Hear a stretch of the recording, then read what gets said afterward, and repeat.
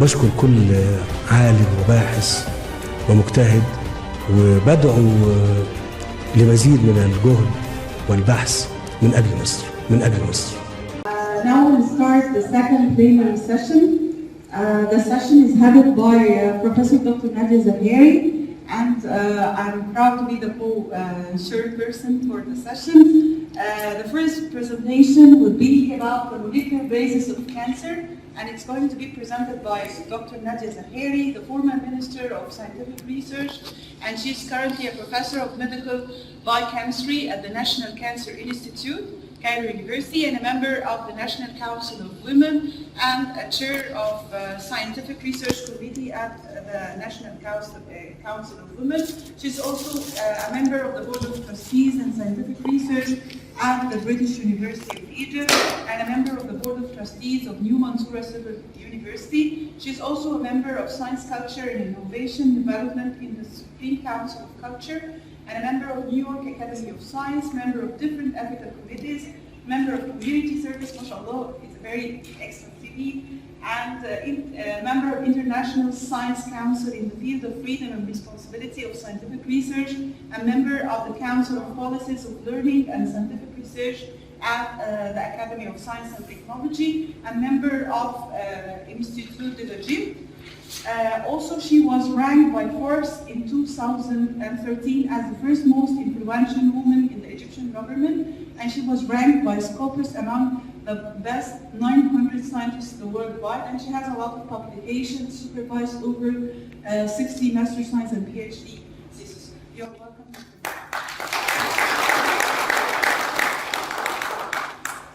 Good morning, everybody.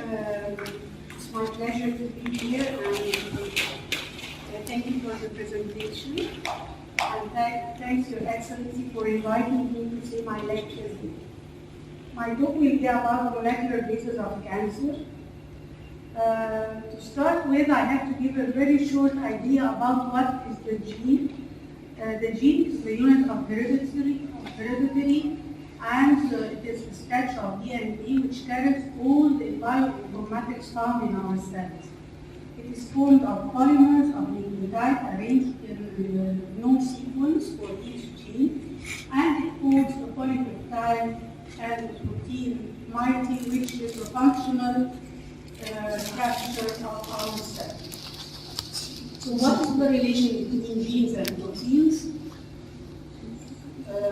As we can see that in the nucleus we have the genes. The genes are transcribed into the messenger RNA, which takes all the message from the gene to translate it into the structural molecule in our bodies, which is the protein which goes into the cytoplasm of the cells.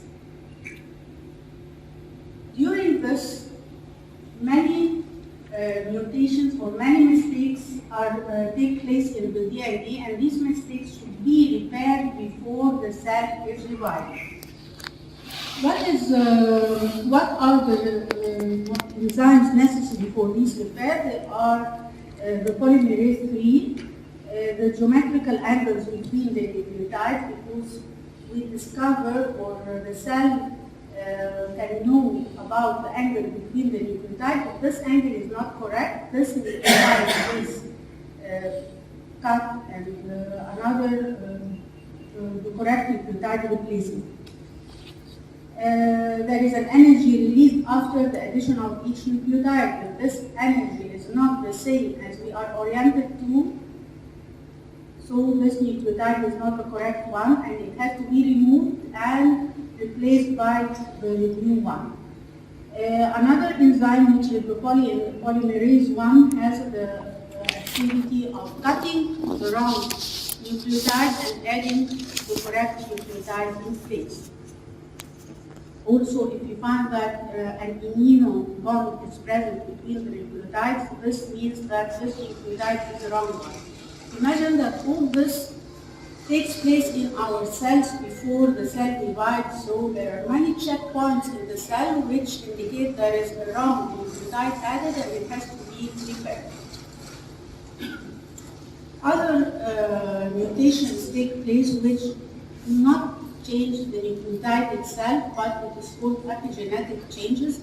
So the epigenetic are some methylation or acetylation which takes place in the DNA.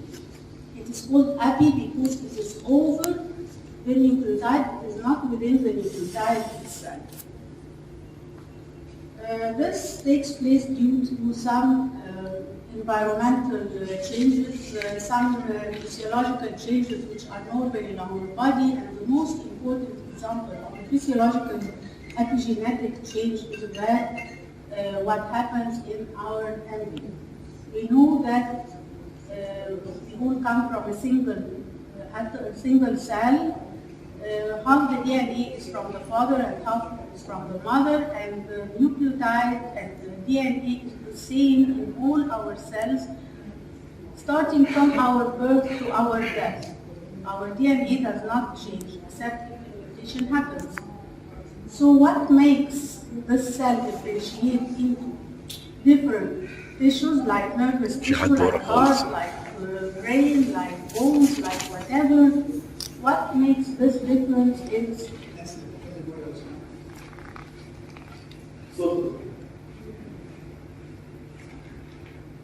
what makes the cell differentiate into different organs and different tissues is the epigenetic changes. It switch on and switch off certain genes on the DNA. So if I want to make a liver tissue, I will switch off all the other genes that will give me the other organs and switch on only the genes that will differentiate the cell into a liver tissue, and so on with every tissue. So epigenetics is physiologically present in our body to differentiate the cells into different organs and for the development of the embryo and the development of the human being. As I said, we have about 200 different cells in our body. There are different types, and as I said before, the epigenetics open the DNA with some genes activated and closes the DNA with other genes to disactivate.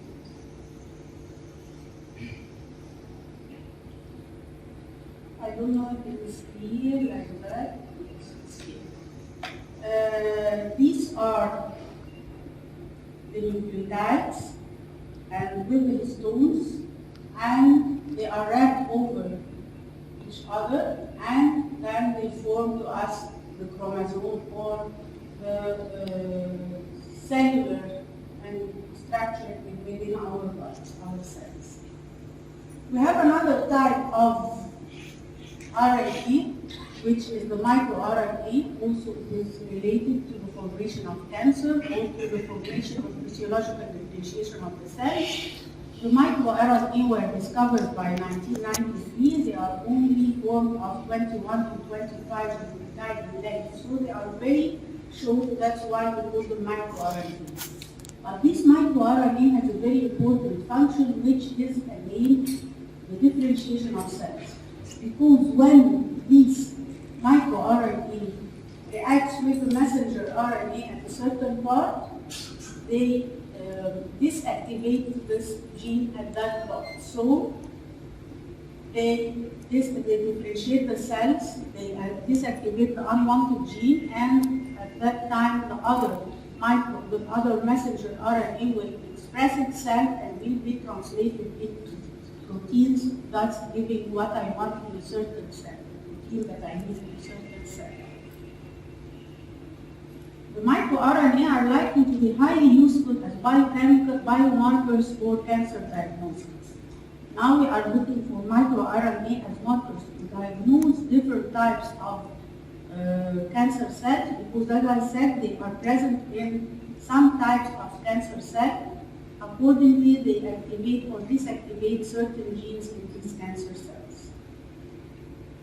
So several types of mutations can attack our cells, and these types of mutations are either error replication, when the DNA replicates to form a new DNA strand in our cells, or due to chemical mutations, and these are called chemical mutagenesis or chemical carcinogenesis. Not every mutagenic chemical is carcinogenic. But every carcinogenic chemical is a mutagenic chemical. Also due to radiation, radiation might break the DNA strand and remove part of the DNA. Not like the chemicals will add a certain group on the DNA, but will not remove from the nucleotide of the strand of the DNA. We have some spontaneous changes which happen normally in our body, and some are not spontaneous, some are forced to happen due to chemical and other types of carcinogenesis. We have many types of mutations like base substitution or the function mutation, and this happens due to the chemicals that change a certain nucleotide in the strand. They can be silent mutations if this change does not change the nucleotide or put a similar nucleotide or give us the same protein. This is a silent mutation, it will not affect our cells. We have missense mutation. This is very dangerous because the protein form is changed in structure. We have a non-sense mutation. This attacks the formation of the protein and the formation of the DNA as it stops the formation of the protein as it forms a new stop codon to stop the formation and the translation of the DNA to the protein line. We have another type of mutation which is deletion, and this deletion means that part of the DNA is removed from the DNA, some nucleotides are removed from the DNA. This is known as frame shift mutation because the DNA is shortened, the protein form is shortened, and it is not an active protein. This happens due to radiation, not due to chemicals, as I said before. We have insertion of one or more base pair. This is also a frame shift mutation, but instead of shortening the DNA, it elongates the DNA, and this might happen due to insertion of some viruses, like the hepatitis C virus, like other viruses which are known to be carcinogenic, like the papilloma virus. They add the DNA or the RNA on the DNA strand and the RNA strand of the cells. We have another form which is chromosomal translocation. Chromosomal translocation means that part of a chromosome is broken from the chromosome to be added to another chromosome. They exchange parts, and accordingly the protein's form will be under the guide of a different promoter site, so they are either activated or disactivated from the chromosome. In general, we have two types of mutation: hereditary mutation and acquired mutation. Hereditary mutation means that I inherited from my parents, and any one of us has started from an egg from the mother and sperm from the father, and any mutation found in the parents will go on and will continue in our bodies, in all the cells of our bodies. But acquired mutation happens due to mutation due to chemical carcinogen, due to radiation, due to viral carcinogenic or oncogenic virus, whatever. It will affect only a certain site in our body. It will not affect all the cells in our body. So how can I differentiate between hereditary mutation and acquired mutation? If I take any cell from the body, I found the mutation present in my saliva, in my hair, in my blood, in whatever, this means that it is a hereditary mutation. But if it is found only in the tumor I'm studying, this means that it is acquired due to certain substance, as I said before. So why I'm saying all that? I'm saying all that because I want to say now what about the molecular nature of cancer. There must be multiple genetic alterations. It's not only a single alteration. So it's very wrong what the media say that plastic causes cancer. Yes, it's one of the causes, but it's not the main cause of cancer. I cannot develop cancer because I only use plastic bag, or I am smoking. If I'm smoking, I will not develop cancer only with smoking. But the problem is that when I smoke and when I acquire other mutations, I will develop cancer. So smoking is one of the most important factors causing cancer, but not the single factor causing cancer. In other words, I want to say that there must be multiple genetic mutations, and many types of genes are related to this carcinogenic condition. We have different groups of genes, an oncogenic or bad gene. The word onco means cancer. The oncogenic genes causes cancer. Tumor suppressors genes protect us from being affected with cancer. Mismatch repair genes, these are the genes responsible for knowing that there is a mistake in the DNA and cut it to be repaired. Epigenetic alterations, all these are the genes which are concerned with carcinogenicity. So what is the multiple steps for carcinogenic formation? The first step is initiation, the second step is promotion, and the third step is progression. If I will acquire a certain mutation by a certain chemical, there's no problem. My cell will continue and I will not have cancer, but I will have a certain cell. I can live with it forever without any problem, but if this cell is affected by another cause of cancer, this is called promotion, and I found that at this phase, the cell will proliferate and divide in a very quick manner to form a tumor. Another mutation will cause this tumor to be a malignant tumor. Sometimes we stop at a benign tumor and there is no problem, but more and more mutations will lead to cancer formation. At the end, I will develop a huge mass of tumor. This huge mass is further and further mutations that will cause the tumor to metastasize and to feed away in the lymphatics and in the blood cells to other organs in our body. So again, I want to say that it's not a single agent that will cause cancer. I always say an example while we are walking in the street and then I meet the thief. If he tells me, take out what you have, okay, no problem, I can leave him and go away. If he shouts to me, I will be afraid. If he hits me on my head, I will fall and he can take everything from me. This is the same for the cell. The first attack will not affect my cell, the second attack will form a tumor, the third attack will form a malignant tumor. And this is called the double hit hypothesis. I will return back to the different types of genes. The first group was the oncogene.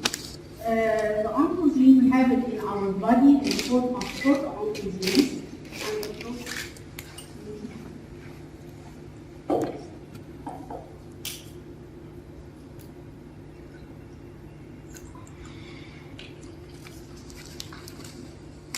الحمد لله السلامة. كده جايبة ولا جايبة كده ولا؟ The oncogenes are normally present in our body in the form of proto-oncogenes. But what is the difference between proto-oncogene and an oncogene? Proto-oncogene is a physiological gene that I use to differentiate myself, so we express some enzymes to make any physiological activity. If these genes are affected by mutation, either from viral infection or radiation or chromosomal translocation, these genes will change into oncogenes and not proto-oncogenes. Proto-oncogenes means it is present in our protoplasm normally or in our cells normally. So, if we look here and imagine this is the cellular membrane, any reaction takes place in our body through what is called the growth factor or 2 molecules present on our membrane with an exterior portion, an intermembrane portion, and a cytoplasmic portion. When these growth factors are subjected to activators, they are activated, phosphorylated, and then they make a cascade of reactions for the nucleus to start proliferation and to start division. This is the normal condition in our bodies, but sometimes they are affected by mutation so that they proliferate very quickly to form very quick cell proliferation and accordingly form a tumor. By further mutation, as I said, they will form a carcinogenic tumor. On the other side, what is the role of tumor suppressor genes? And from the name, tumor suppressor genes means that they are genes that suppress the cell cycle at certain sites. These sites are called checkpoints, and these are like مثلا نقطة الجمهور when they stand the route and they know that there is somebody making something wrong, so they stop him at that point. If we look to the cell cycle, we find that we have many checkpoints in the G2, in the M phase, and in the G1 S phase. The cell cycle goes like that, but at these checkpoints, it stops or it slows down to give the chance for the checkpoints to check if there is any mistake in the DNA form. If there is any mistake in the DNA form, we either repair the DNA. If it is not repaired, something which is called apoptosis must happen. What is the apoptosis? The apoptosis is the suicide of the cell. The cell suicide, so as not to continue with its wrong DNA. So, as I said, we have many gaps, and these gaps are reached with the mismatch repair gene that knows there is a mismatch nucleotide present in the nucleotide, and to recognize it, to repair them. We have at the interface gap, cells increases in size. The G1 checkpoint ensures that every thing in the DNA is ready for the synthesis of the cells. Some examples of these mismatch of these tumor suppressive genes, we have the retinoblastoma gene, which blocks the cell cycle at the G1, and the p53 gene, which blocks or rather keep the cells from progression, and if the DNA is not repaired, suicide will occur and the cell will kill itself. Another mechanism, as I said, is the epigenetic changes, and they affect the tumor suppressor genes and the oncogenes as well. How do they affect both the genes? We find that the hypermethylation of the GPC, which is the cytosine guanine islands present in the promoter region of the tumor suppressor gene, if they are hypermethylated, this activates the transcription of the DNA. So they will inactivate the presence of the tumor suppressor genes, and accordingly this is hazardous for the cell. Another mechanism is the acetylation of the histones, which is implicated in the development and progression of cancer by activating the oncogenes. So they either inactivate the tumor suppressor gene or activate the oncogenes, and both will affect the cell to be transformed into the cancer cell. So if all this mutation happens, the normal cell will be translated or will be transformed into a malignant cell. What do these mutations do in our cells? Or in other words, what are the properties of a cancer cell? They display density-dependent inhibition proliferation. This means if I culture the normal cell in a plate, it will grow single layer, and then they will know that I have to stop division. It's like when we are in a crowded place, we stop entering this place, but the malignant cell doesn't have this property. It will grow and crowd over each other, that's why it will form a tumor. It hasn't the thought or the mind or thinking of stopping division because we are crowded now. We continue dividing and so it will take place. Also in our cells, we have what is known as growth factors, as I said before in the slide, and these growth factors are exterior from the cell. But in a malignant cell, it has its own growth factors. It doesn't need exterior factors to give the impression that you have to divide. It will divide whether I put an exterior growth factor or whether I don't put an exterior growth factor, because it has its own growth factors within the cell. And this is the problem, because it will continue proliferating and dividing without stopping. Also, they have reduced expression of cell adhesion. They are not in close addition to each other. That's why they can flee and pass away through the lymphatics and through the blood stream to go to other organs than the original organs in which it was formed. This is because it has less beta-catenin, which is the gum that sticks the cells to each other. It's morphology, it's not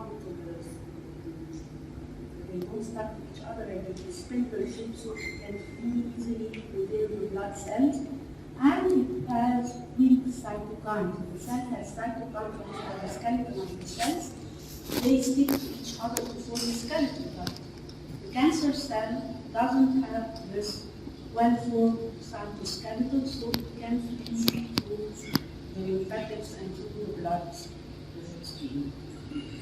It also has excessive protease digesting extracellular matrix, and these proteases facilitate the escape of a cancer cell because they digest the proteins around it so it can flee again through the lymphatics and the blood cells.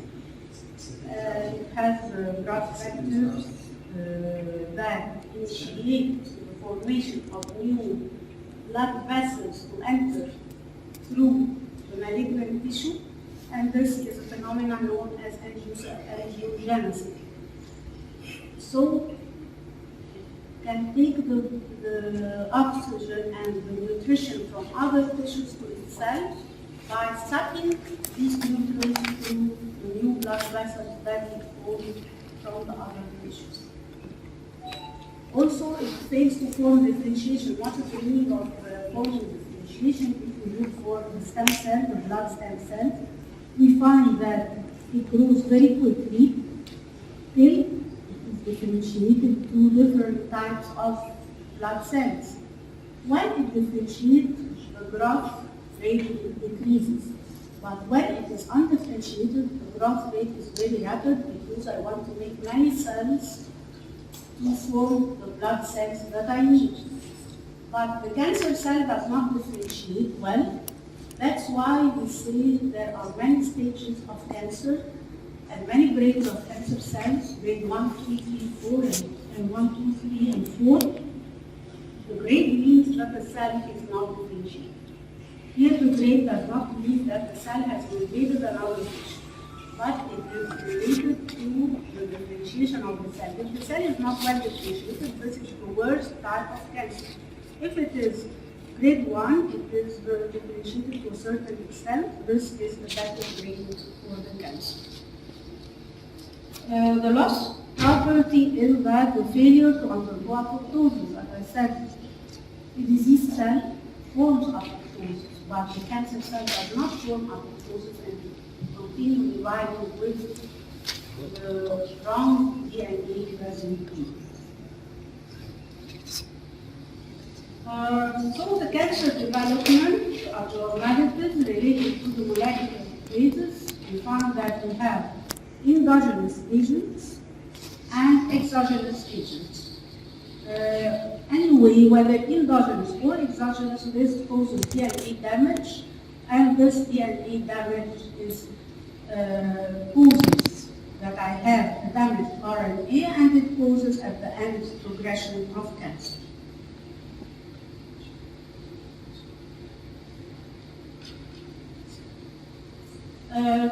This slide is only to notify how it is important to study the molecular basis of cancer and the molecular changes. We found that in 2008, the National Institute of Health announced that 190 million sterling had been devoted to study the epigenetics research for 5 years. Also, at 2021, the mega project known as Genome Center had been launched in Egypt. So it is very important to study the molecular basis because it is the main cause of cancer. What is the application of all what I have said now? It's not only to study these things that we know, but to apply it. We apply the molecular basis, the molecular changes in 3 main categories. The first one is the prevention and early detection of cancer. Identify individuals with inherited susceptibilities. And here I want to say that the inherited susceptibilities or the inherited mutations that we take is not a must that we must acquire cancer. As I said, I have to be subjected to many types of mutations. But it will lead to quicker chance to develop cancer because I took the first hit inherited from my parents, so the second and the third one will enable the cell to form cancer. Why is molecular changes very important? Because it has a long lead time. What's the meaning of a very long lead time? The cell will change, I will discover a certain mutation in the cell. I can predict that this patient will get cancer. Predict, not to be sure that he will get cancer. This is much more quicker than the histopathological changes which are discovered using the microscope. Because the microscope will not say that he has cancer except when he develops the cancer. And when the cell grows to a certain volume, I can take it as a tumor cell and examine it under the microscope.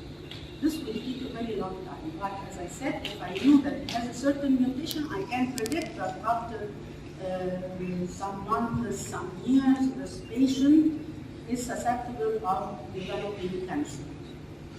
Doctor, What are the very known 2 examples in which we use this knowledge? This is the familial adenomatous polyposis coli, which is known as APC gene.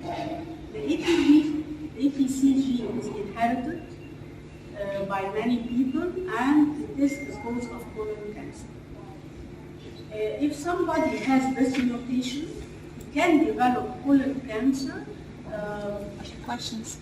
I think you told me 45 minutes. Yeah, but the last 10 minutes is just for questions. Okay, I have to go. For sure, a lot of people want to ask you, so that's why I'm preparing for this. Okay.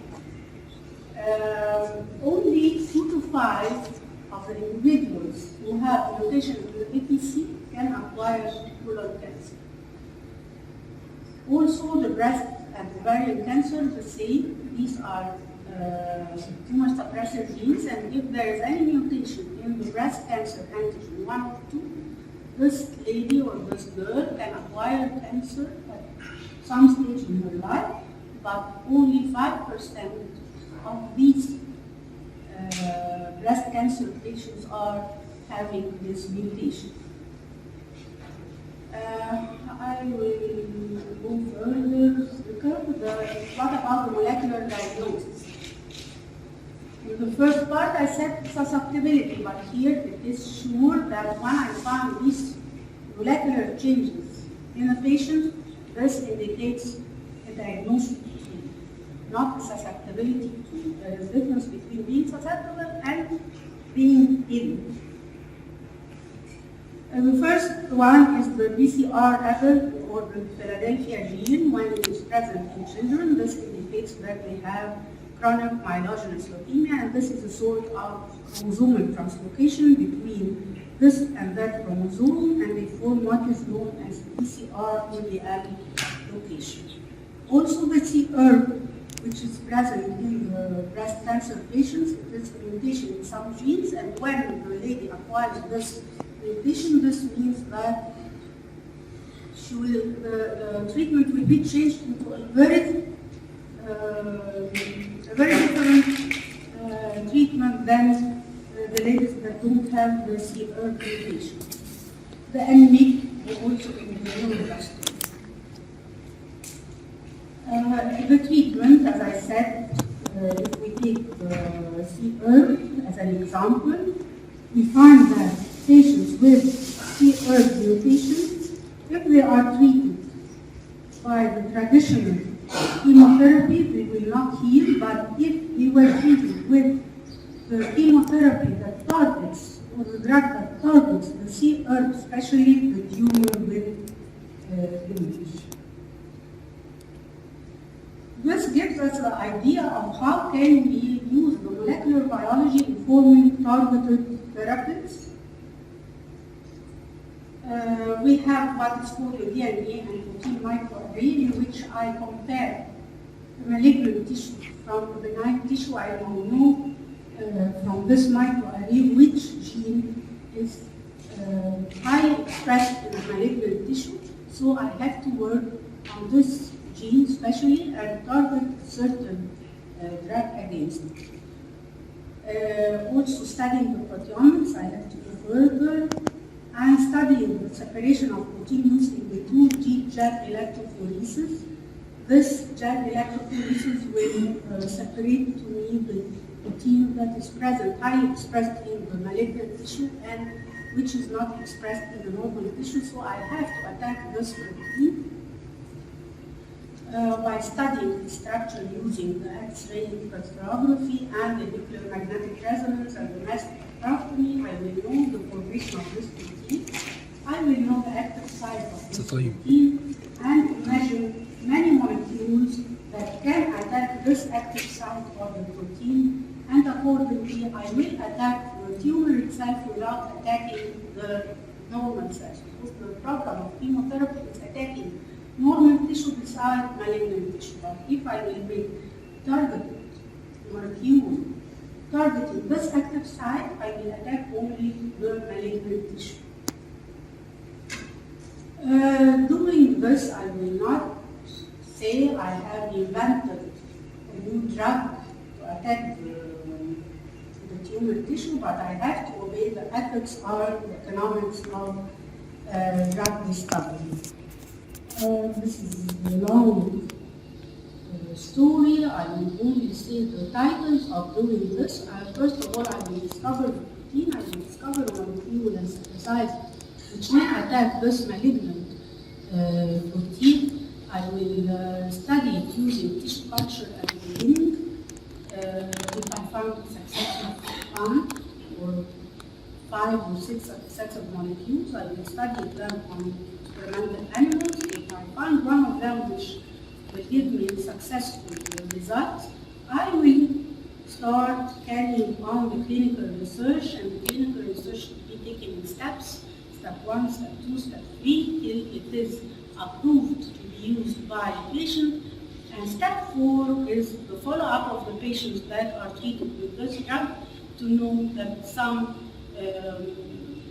cumulative effects might happen due to treatment or so on. And of course, you heard about many drugs that had been that were not used now because we have